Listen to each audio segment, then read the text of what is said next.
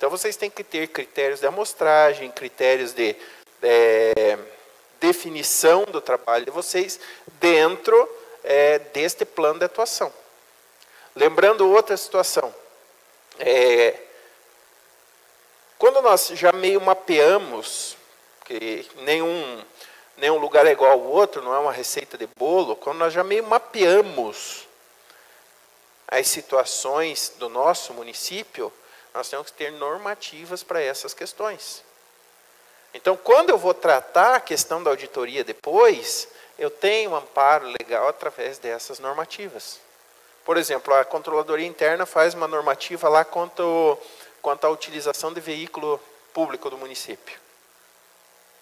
Se eu precisar auditar isso em determinado momento, que um funcionário utilizou o veículo para serviço particular ou qualquer coisa nesse sentido, eu tenho a normativa que me ampara para esse fim. E que o gestor concordou com aquela questão. Por que eu falei essa questão do veículo? Eu acompanhei um processo no município esses dias atrás, em que o município recebeu um veículo do Detran, do governo do estado, só para executar trabalhos do Detran. E o funcionário do Detran do município pegou o carro, foi para Maringá, resolver um negócio referente ao Detran, mas resolveu posar na casa do filho dele. E alguém filmou o veículo e encaminhou para o Ministério Público. Teve que devolver o dinheiro da viagem, uma multa de 2 salários mínimos, e quem que foi chamado lá no Ministério Público e foi chamado no processo, não foi o prefeito, foi o procurador do município e o controlador interno. E o promotor foi claro para o controlador: vocês estabeleçam normas de utilização dos veículos através de normativa, porque na próxima vez eu não vou só dar multa. Então, tem que ter esses cuidados para que depois, numa auditoria governamental que vocês vão trabalhar, vocês não tenham essas questões. Tá? Então, nós vamos entrar, primeiramente, em questões de identificação de irregularidades. Né? Se vocês tiverem caso concreto que queiram discutir, fiquem à vontade. Né? Às vezes eu prefiro não cumprir o material, mas dar suporte para vocês naquilo que vocês realmente vieram buscar, né, para a gente trabalhar isso. Então, primeira situação, eu tenho que identificar as possíveis irregularidades. Tem pessoas que dizem assim: não, o controlador interno do município é como uma antena que ele puxa tudo que é de ruim para ele. Os gestores têm que ter em mente que esta pessoa, este cidadão, este funcionário, nada mais é que o escudo dele. Tudo que não passar por ele, não respinga no prefeito. Agora, quando o prefeito coloca aquela pessoa que é controlador interno, entre aspas, é um chefe de gabinete, é uma pessoa ali porque é próximo do prefeito, porque é cômodo para o prefeito, que o prefeito não vai se incomodar, você pode ter certeza que esse prefeito vai ter muito processo lá na frente. Porque numa eventual visita do Tribunal de Contas, inclusive, hoje não se conversa com outra pessoa. Não sei se alguém de vocês já teve o desprazer de receber o tribunal lá. O tribunal não quer falar com o contador, não quer falar com o prefeito, não quer falar com ninguém. Eu me lembro quando eu comecei a trabalhar, 20 e poucos anos atrás, que quando o Tribunal de Contas vinha no município, era uma coisa de outro mundo. Fazia esse churrasco à noite para o pessoal do tribunal, recebia com cafezinho, aí eles ficavam no gabinete do prefeito. Hoje não, os caras chegam, onde é que é a sala da controladoria? É lá que eles vão. E é lá que eles ficam, e é lá que eles espremem. Então, digamos o seguinte: se o município tem um controlador inativo, e que meramente assina aquele relatório uma vez por ano, que o contador geralmente faz, o risco é muito grande para o gestor nesse sentido. Outra coisa, saindo um pouquinho daqui, mas que ajuda nos focos de auditoria hoje, e que você tem que ter principalmente na questão me fugiu a palavra, de precaver, é a questão de estar com tudo em dia. Com essa nova metodologia do Tribunal de Contas de tirar vários focos da prestação de contas propriamente dita e instalando o sistema de acompanhamento remoto, aquele SGA que vocês, controladores, recebem, se o SIM-AM não estiver em dia, o risco de vocês é muito alto. Por exemplo, eu estou encaminhando o mês de agosto agora. Se acontecer algum problema, alguma situação no mês de agosto, em setembro eu resolvo, não vai para uma tomada de contas. Agora tem muitos municípios que não mandou nem janeiro ainda. Aí o que ocorre? Ocorreu a irregularidade ou o erro lá em janeiro. O erro persistiu fevereiro, março, abril, maio, junho, julho, agosto. Se eu colocar tudo em dia agora e o tribunal pegou lá em janeiro, como que eu vou justificar tudo isso para frente? Então é um risco muito grande que se corre, né?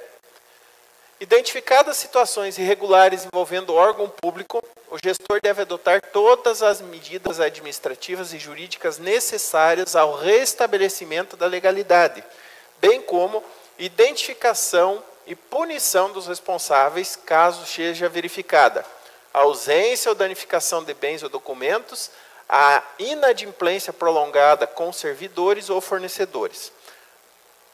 Nessa questão que a gente fala das irregularidades, na maioria das vezes, quando você pega um resultado de uma prestação de contas ou um SGA do tribunal, em 90% dos casos não existe fraude, não existe nada, é erro formal. Então, quando nós temos essa opção do SIM-AM, quando eu coloco ele em dia e que vem uma situação, por exemplo, do SGA de um mês anterior, eu consigo ajustar isso no início do mês seguinte. Foi um erro, eu desfaço e arrumo. Agora, se eu bater de frente com o tribunal, se eu insistir, aí eu vou ter problema. Tem uma história, uma tomada de contas no tribunal, eu não vou citar o município para não ser antiético, em que veio um SGA, o município estava com tudo em dia, veio um SGA, mas o controlador interno daquele município ele não tinha autonomia. Ele tinha que passar toda pela Procuradoria Jurídica. O jurídico que fazia as respostas dos SGA encaminhava para ele e ele ali. E o tribunal questionou uma licitação de pneus, dizendo que existia possibilidade de fraude na licitação, mas não por parte do município, por parte dos fornecedores, um conluio de fornecedores. E o procurador jurídico respondeu pelo controlador interno, bruto com o tribunal. E, além do que, mandou o prefeito homologar a licitação e comprar. Vocês sabem como é que funciona. Vem para cá, demora um pouquinho para eles analisar, para eles responder. Voltou para lá, o município já tinha gastado quase 300 mil reais de pneus. Daí o tribunal, pela resposta, abriu uma tomada de contas e aí ele foi, abriu tudo. 3 empresas participaram, ele levantou os sócios da empresa, fez os cruzamentos de pessoas entre as empresas, irmão e esposa do dono, foi no Google Maps, pegou o endereço das empresas, onde um era a residência do cara, o outro era o depósito e o outro era a loja. Resumindo, as 3 eram uma única empresa. Foi no Facebook da sócia majoritária de uma das empresas, que era a esposa do cara que vendeu os pneus, colocou lá que ela nem da área era, que lá dizia que ela era personal trainer e nutricionista. Anexou fotos, anexou tudo no processo. Deu a tomada de contas, o prefeito teve que devolver o dinheiro da compra dos pneus, as empresas tiveram problema que não podem licitar com ninguém mais no estado, e por aí adiante. E quem que estava junto e teve que responder na tomada de contas? O controlador. Então vocês têm que ter essa autonomia para trabalhar nesse aspecto. Agora, vamos supor que quando chegou esse SGA, não tinha sido homologada a licitação, vocês como controlador fizessem esse trabalho que o tribunal levantou.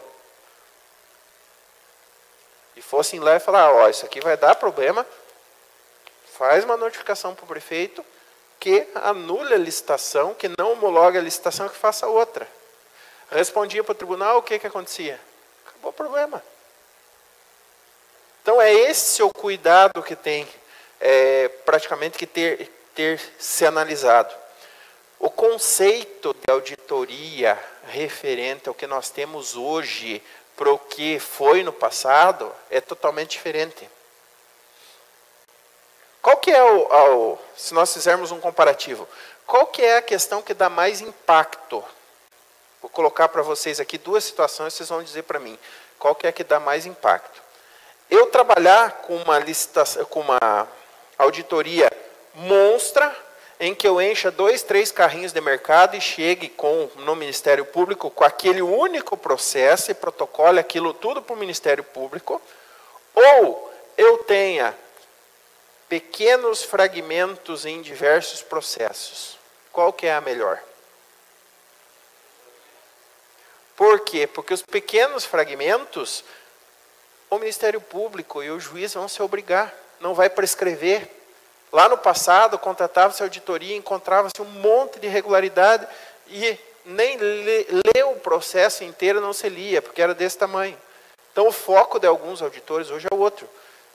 E qual que é o maior foco hoje? Não é você meramente ir lá e tirar relatório de diária, relatório de adiantamento, ficar fuçando, já como diz no interior, ficar fuçando papelada.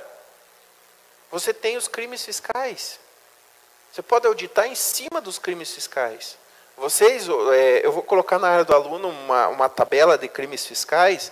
Vocês mesmos, na controladoria, por intermédio de acesso ao sistema contábil e os relatórios de gestão fiscal, de relatório resumido da execução orçamentária, dentre outros, vocês encontram uma série de situações que podem ser auditadas. Lógico, como diz aqui, se não existir o dolo, vocês podem regularizar essa questão.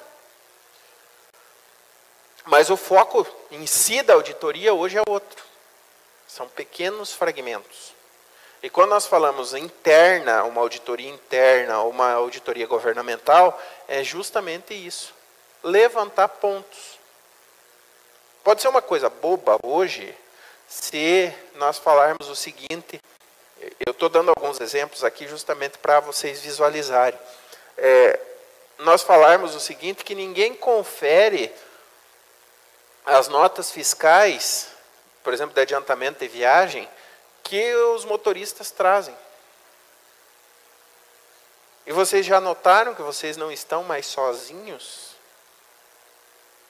Porque hoje está tudo no portal transparência. O que ocorria com os adiantamentos de viagem antigamente? Fazia o adiantamento de viagem no nome da pessoa, a pessoa viajava, voltava, estornava o adiantamento e empenhava no nome das empresas as notas. Hoje, o Ministério Público não aceita isso.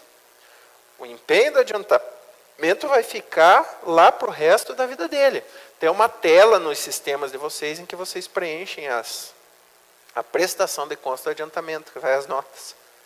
E daí um exemplo que provavelmente alguém já escutou, que eu sempre falo dentro da sala de aula, qual que é a lógica de 3 motoristas comer no mesmo restaurante e um tirar a nota de 15, outro de 30 e outro de 50? É um filão para uma auditoria nesse aspecto. E hoje, nos dias que nós temos, que não existe aquela questão de muitos recursos a serem alocados para vir para o município, que o município tem que trabalhar com a receita própria dele, ele tem que tentar fazer mais com o mesmo dinheiro. E de coisinhas pequenas assim, é que se vai. Um outro exemplo, vocês como controlador interno, outro aspecto para de repente auditar. Os carros do município de vocês, o que está no odômetro, bate com o que está no diário de bordo e bate com o que está no SIM-AM?